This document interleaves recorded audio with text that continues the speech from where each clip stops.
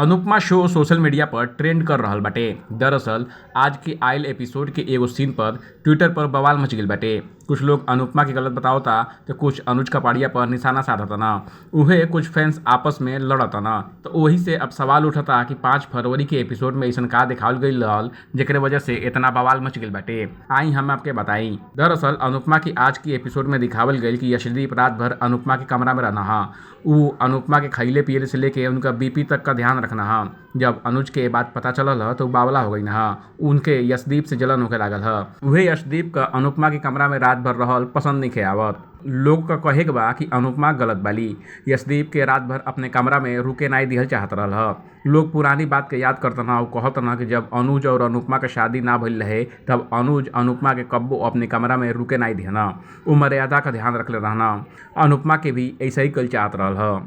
कुछ लोग ऐसन भी बान जौन अनुज के गलत बतावतना। उ कहतना कि अनुज के अनुपमा और यशदीप के रिश्ते से कोनो प्रॉब्लम नहीं होके के चाही, काहे से कि दोनों को तो तलाक हो चुकल बाटे और उ खुद एगो लड़की के साथ रहतना। अब ये स्टोरी पर आप का सोचतनी कमेंट कर हमके जरूर बताई। बाकी अपडेट के लिए देखत रही एबीवी भोजपुरिया।